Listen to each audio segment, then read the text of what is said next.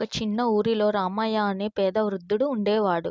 అతనికి భార్య చనిపోయిన తర్వాత ఒక కూతురు మాత్రమే, సీత. ఆమె ముద్దుగా, వినయంగా, చాలా అందంగా ఉండేది. రామయ్య పనిలేక గడువు మీద బతికేవాడు. కానీ తన కూతుర్ని మంచి చదువులు చదివించాలనే తపన ఉండేది. ఊరిలో అందరూ సీత గురించే మాట్లాడేవాళ్ళు. ఈ పేదవాడి ఇంట్లో ఏ దేవత పుట్టిందో అని. ఒక్కరోజు రాజుగారు మారువేషంలో ఊరికి రావడం జరిగింది. సీత బావిలో నీరు తీస్తుంటే ఆమెను రాజు చూసి ముగ్ధుడయ్యాడు. అతను అనుకున్నాడు, ఈమెనే నా జీవిత భాగస్వామిగా చేసుకోవాలి అని. రాజు వెంటనే సీత తండ్రి రామయ్యను కలవడానికి వచ్చాడు. రామయ్య ఆశ్చర్యపోయాడు. మీ కూతురిని నేను పెళ్లి చేసుకోవాలనుకుంటున్నాను.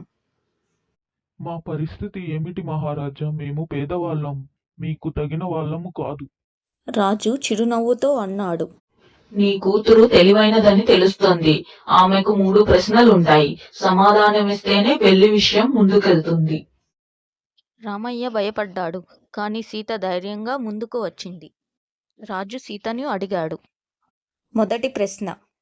ఎవరు బలవంతుడు? తన కోపాన్ని అదుపులో పెట్టుకునేవాడే నిజమైన బలవంతుడు. రెండవ ప్రశ్న. ఈ లోకంలో దరిద్రుడు ఎవరు? అవమానాన్ని భరించలేనివాడు, అతడే నిజంగా దరిద్రుడు. మూడవ ప్రశ్న. నీ నిజమైన రక్షకుడు ఎవరు? నా తండ్రి ఒకటి, కానీ ఎప్పటికీ నన్ను రక్షించేది దేవుడే. రాజు, మంత్రిమండలి, అక్కడ ఉన్న వాళ్ళు అందరూ ఆశ్చర్యపోయారు. రాజు ఆనందంతో సీత చేతిని పట్టుకుని ఇలా అన్నాడు. నిజంగా నీ తెలివి, వినయం, ధైర్యం ఇవే నిజమైన రాజకుమార్తె లక్షణాలు. రాజు రామయ్యను గౌరవంగా కోటకు తీసుకొని వెళ్ళాడు. మహోత్సవంగా సీతను పెళ్లి చేసుకున్నాడు.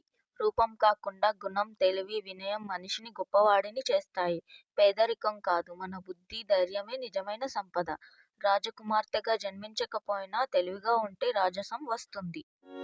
Thanks for watching. Please subscribe.